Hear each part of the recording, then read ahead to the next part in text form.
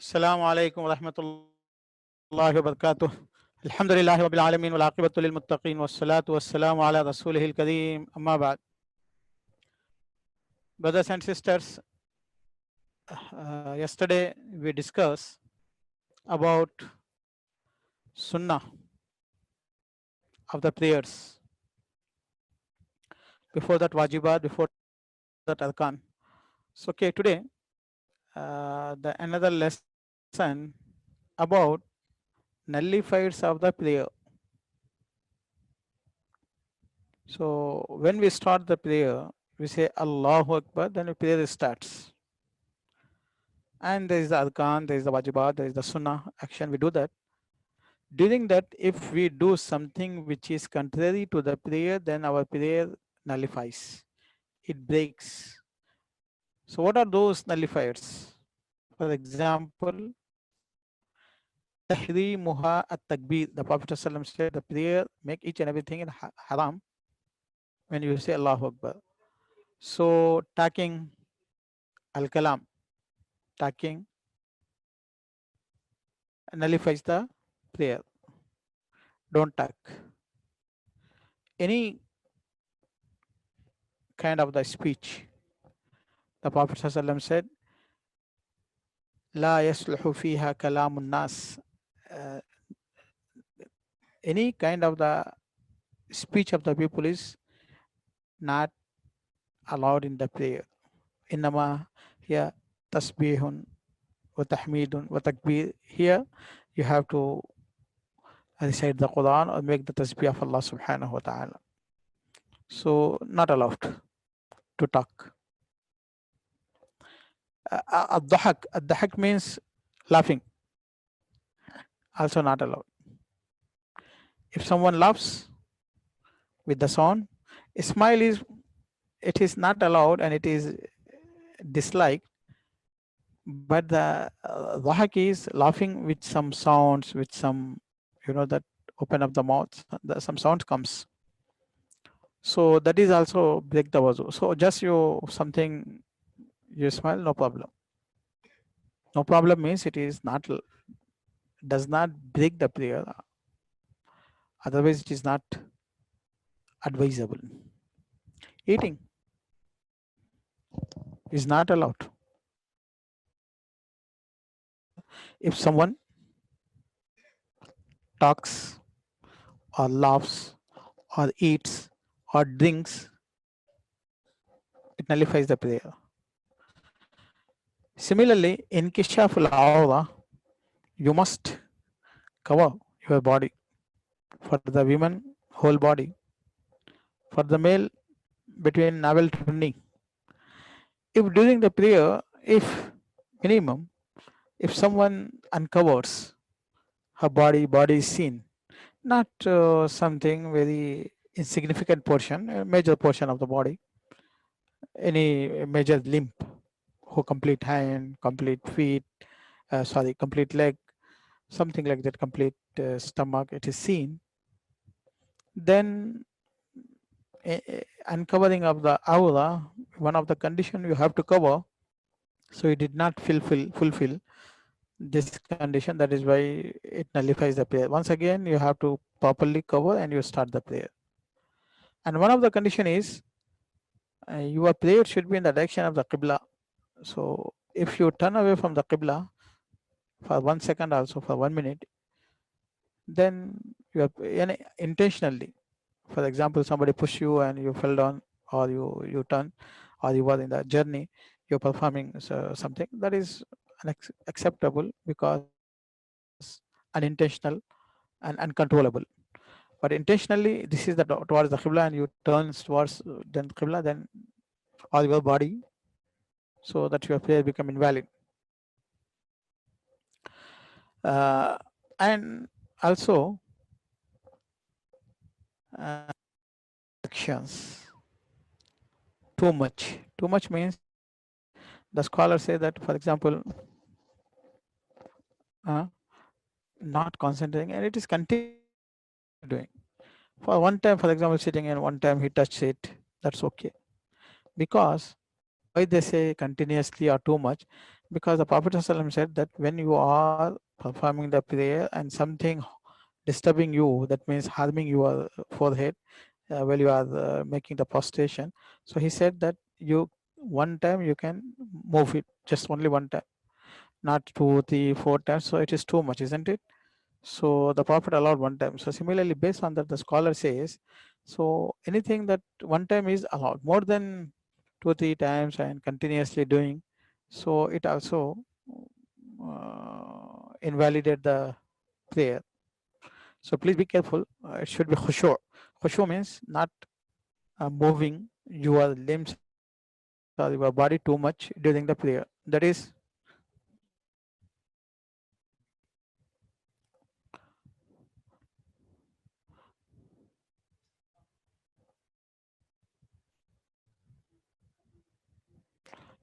so too much actions or movements, it nullify the prayers. Intiqaz tahara. Similarly, from the beginning of the prayer till the end of the prayer, a person should maintain the tahara, wudu, and the ghusl. If any time tahara breaks, means automatically it is one of the conditions, so prayer become invalid. So these are the conditions. So brothers, sisters, why we are learning these things? Might be each and everyone knows that, but remember it, learn it. Minimum Islam to be a साथ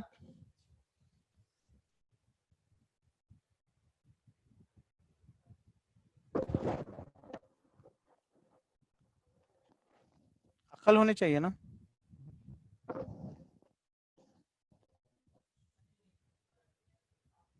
Sorry sisters, there was some disturbance. Brothers,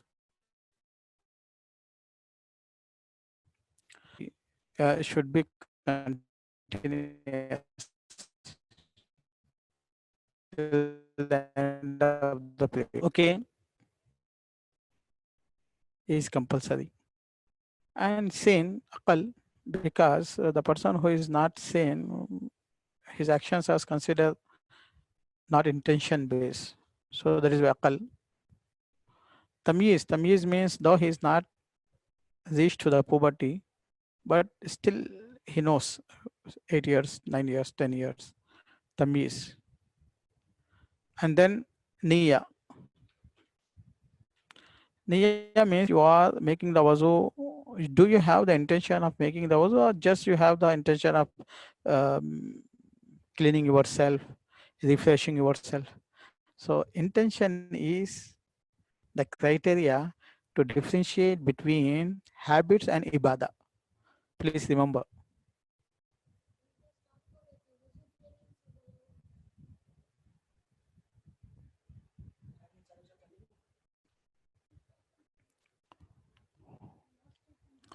Yeah, okay.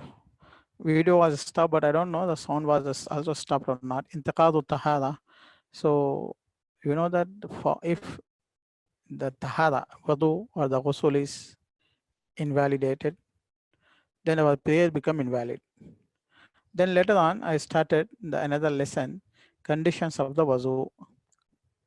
Okay. So wudu is compulsory for the prayer. So first, we have to know, so what are the conditions that make the wudu valid? Then how to make the wudu, that is another thing. First thing is for conditions, which is before the wudu. The person should be Muslim. Why? Because the prayer is not valid from the one who does not believe in Allah subhanahu wa ta'ala. So that is why Islam. And there is a difference between a person who has the aqal, who does not have the aqal. Foolish people. Foolish means they don't have the, that sound intellect or sound mind. So they are no longer responsible in front of Allah subhanahu wa ta'ala. That is why aqal. Tamiz, above the 7 years old, 7 and above, these people, they can differentiate between right and wrong. So these are the things, basic things for each and every ibadah, it should be continued. Then the another thing is the niyya. So sister, I was explaining brothers, what is the niya? Niya make the actions whether they are habit based or worship based. In other words, the niya differentiate between the habits and the ibadah. For example, if you are washing your body 10 times, 20 times, but your intention is to clean, to refresh. Okay, this is your intention. It is not wudu. Wudu is you have the intention that this is sunnah and to clean up myself for performing the prayer. That is the wudu. So niyyah should be there. Niyyah of the wudu, making ablution. That is compulsory condition. Hopefully you have understood. For example, if you are coming from the outside, there was a raining. Okay, you have washed all the body, but you did not make the intention of wudu, so it is not wudu, not considered. Similarly, you clean yourself because you are having the dust. So it is not wudu. Wudu is that you have the intention of wudu. So this is the fourth condition. Okay. From the start of the wudu till the end of the wudu, you should have the intention of making the wudu or continuing of the wudu. It is not just you have the intention while you are washing the hands, then while you came to wash the face, you did not intend to continue the wudu. So it is not. That whole action should be based on the intention of the wudu. That is the last, the fifth condition. Okay. So these are the actions. It is normally we do that, but academically we have to remember it and know it so that when such kind of the conditions or problems comes, we should be able to justify whether the wudu is valid or not. Then the another condition, mujibul wudu. Mujibul means the thing which necessite the wudu. For example, breaking the wudu is with passing the gas or urine. So while you are making the wudu, you should start after finishing your natural necessities or relieving yourself. For example, if a person is using and still he started making the wudu is not valid. So he should finish his urination, wash his private parts, then start wudu. That is what he wants to say, and that is compulsory. So when there is a continuation of breaking the wudu is there, you cannot start the wudu. Okay. Then he says istinja means cleaning with water. Istijmar means using the tissues or using the stones. So because the Arabs, they used to travel or they used to live in the desert.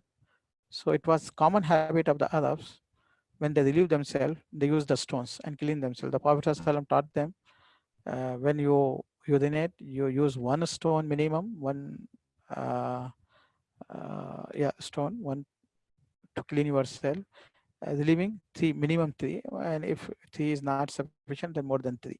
So that the same ruling apply to the tissues also. It can be used, but make sure that there should not be any impurity. So what he's mentioning is that before starting the wuzu, you have to do a istijmar or istinja if you are in need of that. What does it mean? It means, for example, if a person make the relieve himself before the wuzu, so he should wash the private parts or he should clean it. Without it, start the wuzu, wuzu is not valid. And the another condition is the water should be clean. According to Islam, so three characteristics that make the water pure or impure. The pure water does not have any smell,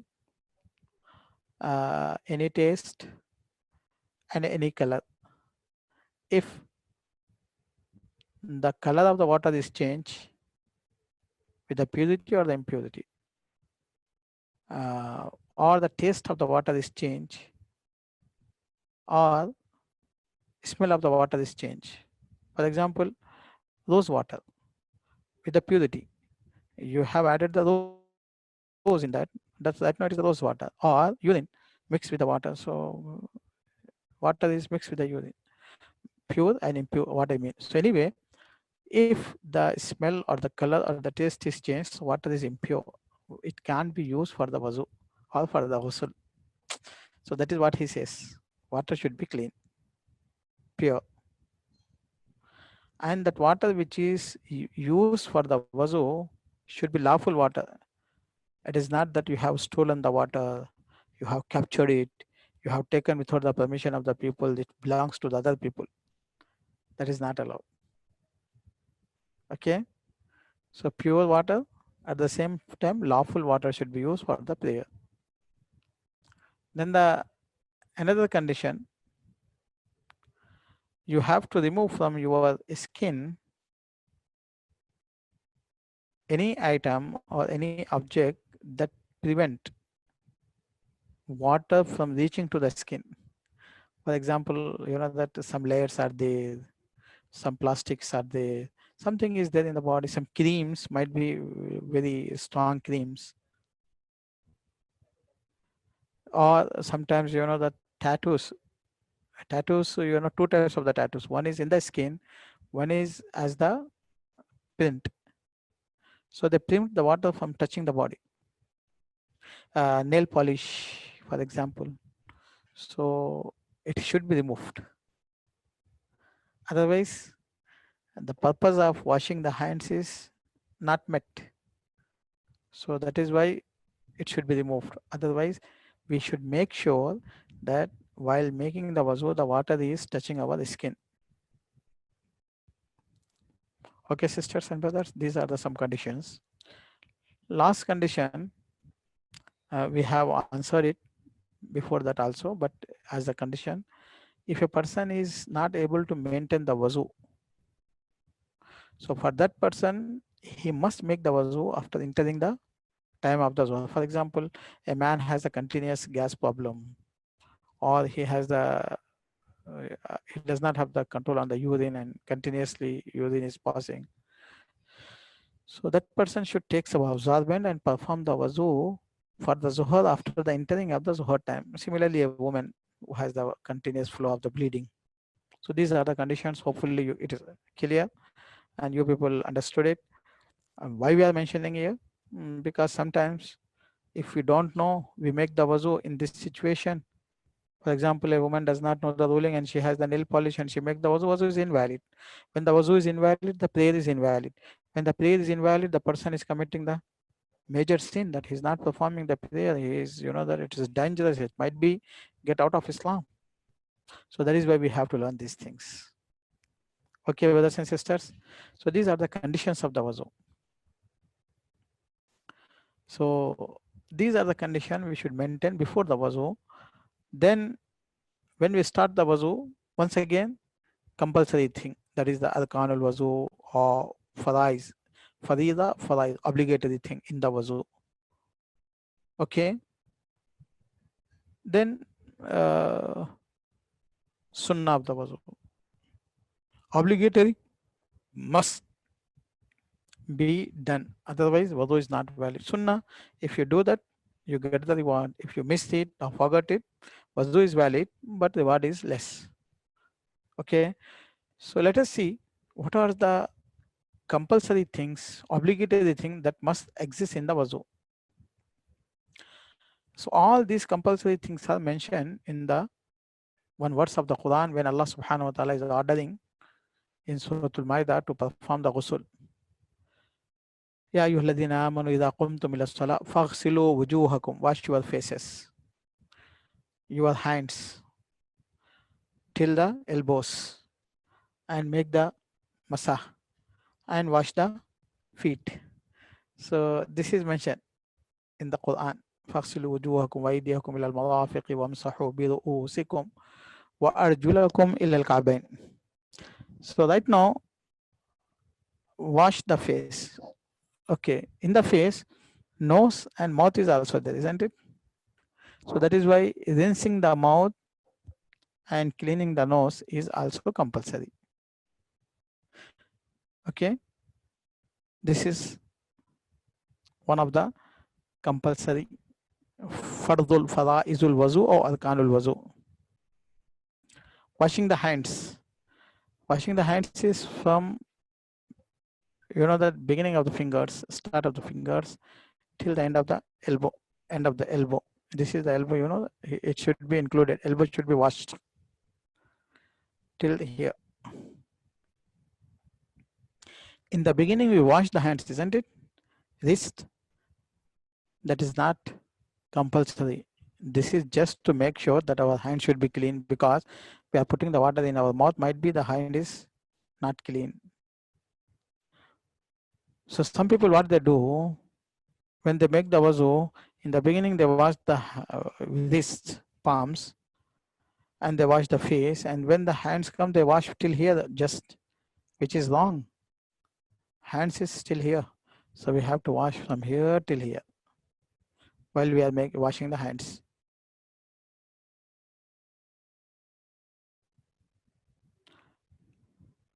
Okay. Then wiping over the head, masah.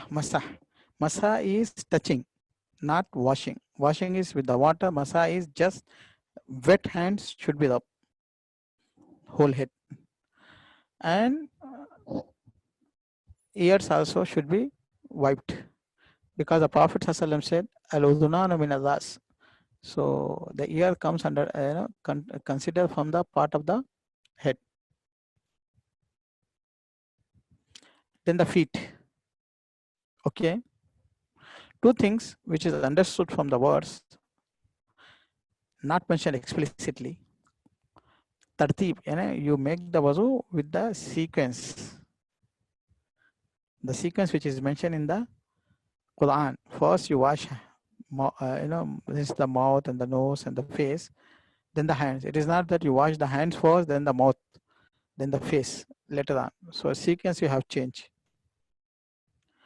And mu'alat means continuously. That means you wash your hands, then you wash your mouth, then your face and your hand and your head and then your feet. Continuously you do that in one session. It is not that you wash your hands in the house and then you go to the office, you say that I have washed the hands and can continue washing the feet. So there's a lot of gap in between. That is not allowed. So it should be in the sequence and continuously it should be done. So these are the conditions. 6. Washing the face. While you are washing the face, rinsing the mouth and the cleansing the nose also comes in that. Then the hands, then the masah, that is the wiping over the head, and then washing the feet. These are the 4, and it should be in the sequence and it should be continuous. Okay, these are the wajiba, fadaid, compulsory things.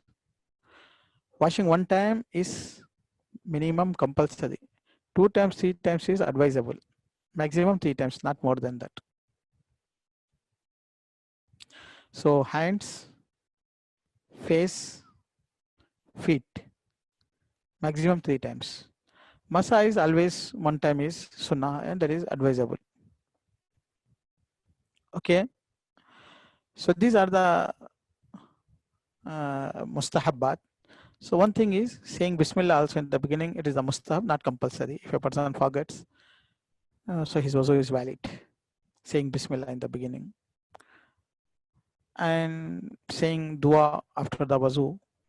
So these are all the mustahabbat. Mustahabbat means it is rewardable. If a person does, he gets the reward. Otherwise, not related to the wuzu. Wuzu is valid. Okay, brothers and sisters. Hopefully the matter is very clear. Then the next lesson.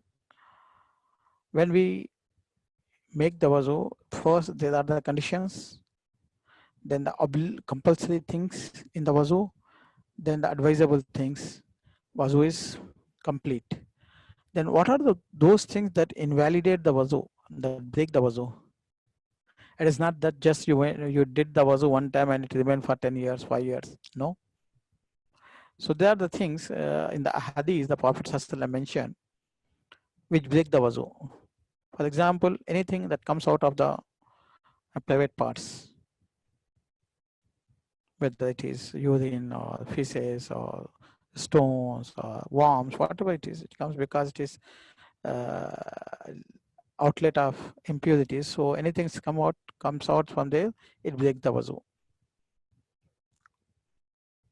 And anything comes out from the body, it is considered as the breaking of the wuzu. For example, that I vomit, it is impure. I told you in the impurities, so it comes out the body, it breaks the wuzu.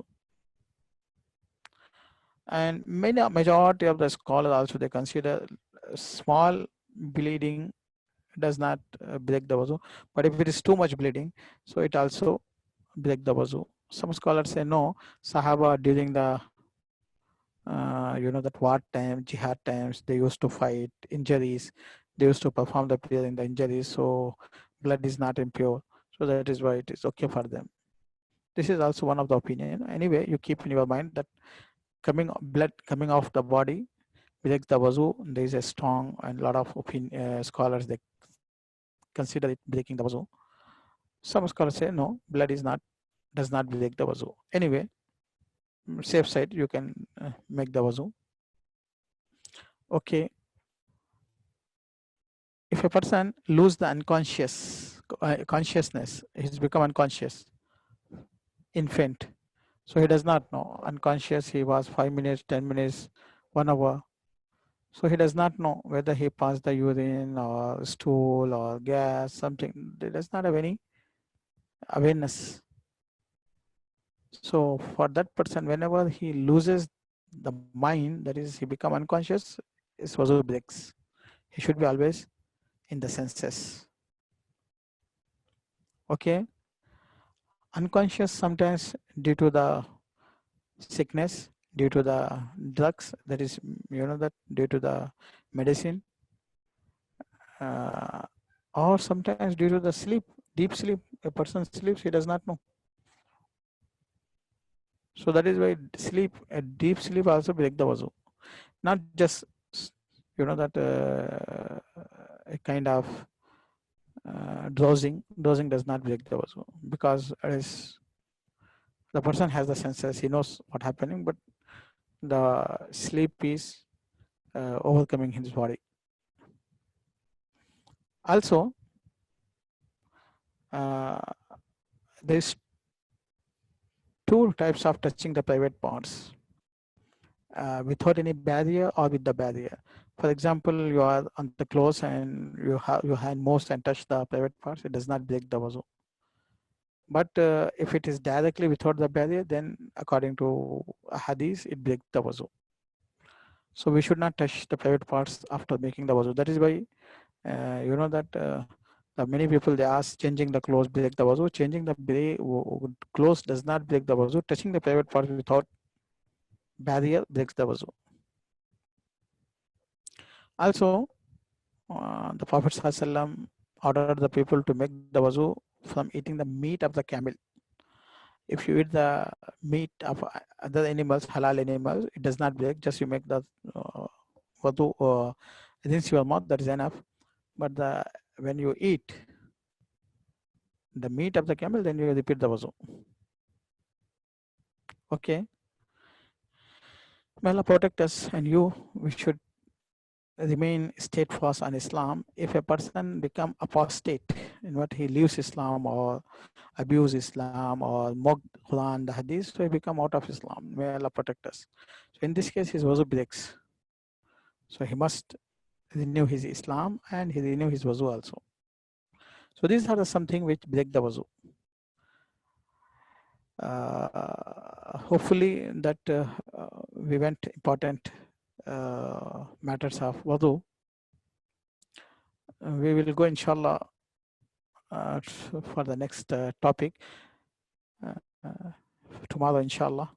So these are the important things, brothers and sisters. First is Iman, believing in Allah subhanahu wa ta'ala, that is believing in the Tawheed and avoiding the Shirk. After belief, we have to perform the prayer. In the prayer, minimum recitation of the memorization of the Quran, Surah Al-Fatiha and small surahs. Then conditions of the prayer, then arkan of the prayer and the wajibat of the prayer and the sunnah of the prayer, then the wudu, conditions of the wudu. This is the sequence we are following so that we give a very short, simple and very important lesson which each and every Muslim needs it. So please, hopefully you people concentrate on that and you read it and you memorize it. Jazakumullah khair. Jazakumullah khair. May Allah bless all of you. Barakallahu feek. So any question, inshallah, 5-10 minutes we deal with the questions and then we'll stop it. The question answer session. You can write the question answer session. Jazakallah khair.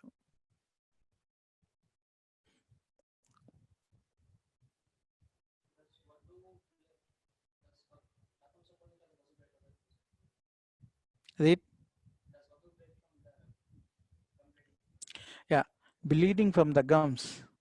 So if it is little bit, it does not break the wudu. And generally, what comes from the gums is a small bleeding. So inshallah, it will not break the wudu. Inshallah. If it is continuous and too much, you are spitting the blood. That time it considers too much. So that time it breaks. But in general, small 1 drop, 2 drop, inshallah, it will not break the wudu. And also generally, it is due to the a kind of the disease, so uncontrollable. Okay. Any other question? No. The question is that mosquitoes or the flies is there on the body and you intentionally or unintentionally you have killed it and there is some blood is there. No, it does not break the wudu. Not that blood. We are talking about the blood which is in your body. It comes out. That breaks the wudu. If it is in the that lot of quantity or major portion. Yeah. Clothing, can we make the wudu from the water which is clothing is there? I don't know. I have to check it. I don't know. I will check it, inshallah.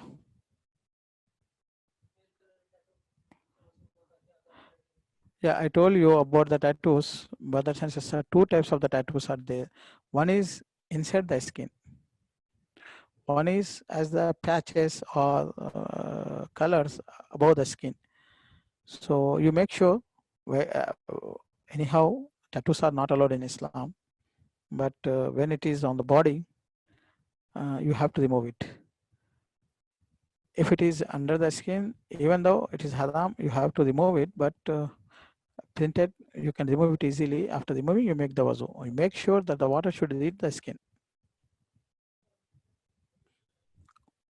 Yeah, a permanent tattoo, that is generally what I know. Permanent tattoo is under the skin. It should be removed with the other tattoo or with some surgery. It should be removed because tattoos are not allowed in Islam.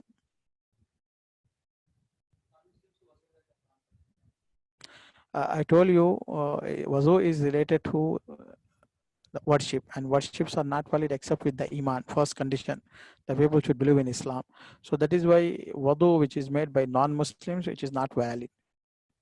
So when the wudu is not valid, their prayer is not valid. And similarly, they are not allowed to touch the Quran.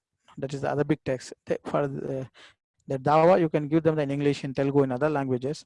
But the Arabic text, Mushaf, which is, that does not have any translation, just Arabic. So that is why you give them in the translation. That's okay, but not the Arabic text. Yeah, we are talking about the wudu, not about the dresses. So anyway, pictures on the clothes is not allowed, leaving clothes. But if some person has some pictures and perform the prayer, so his prayer is valid, but the reward is less because he is doing something, a mistake, or he's committing something sin.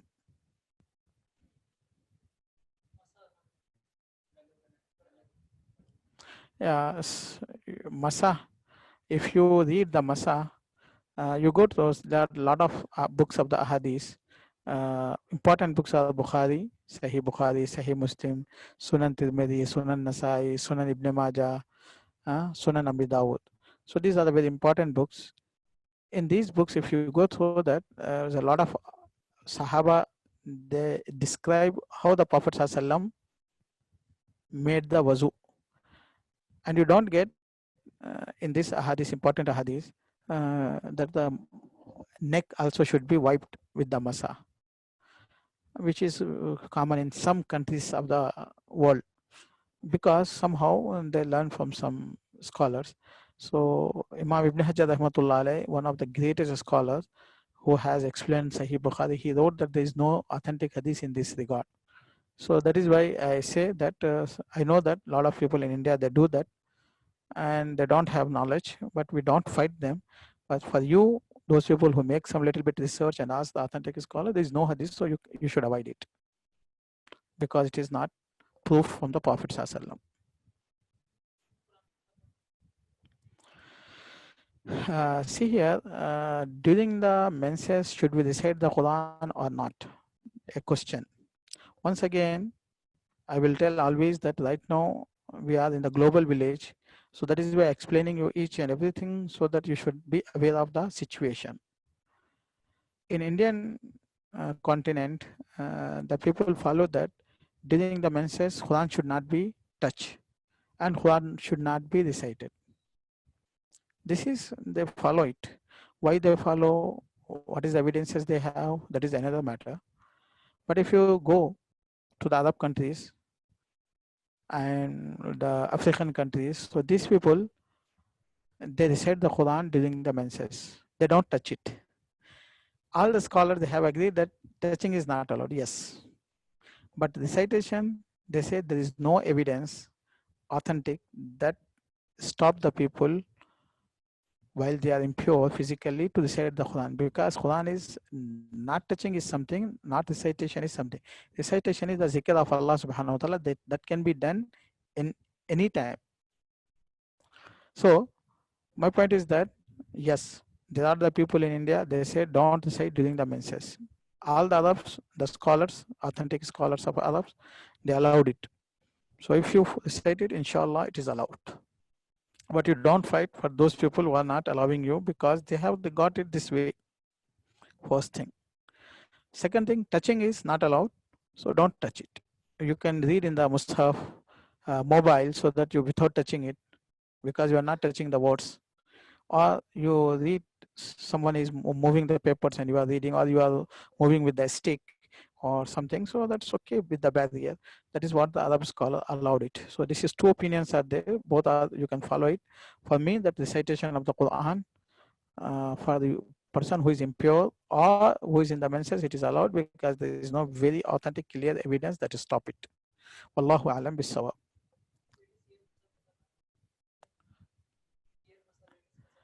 So masa is common for the males and the females. Whether for the males and the females, the Prophet ﷺ did the masa inside the ear, then outside the ear. Inside the ear, he did with the fingers. Outside the ear, he did with his thumbs. So this is the way. You do this side inside, outside. See here, inside this way and outside this way.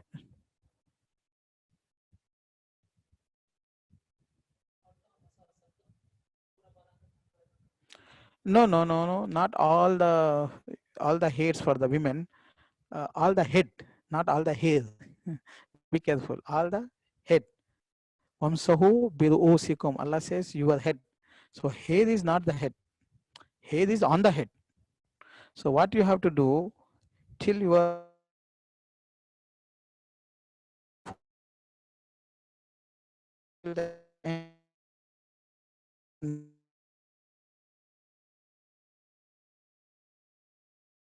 you have longer, you know, with this.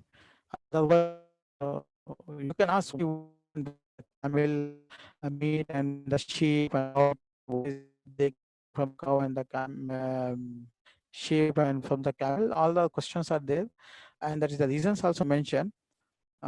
Scientifically have to make the research, but scholar they mention the reasons why.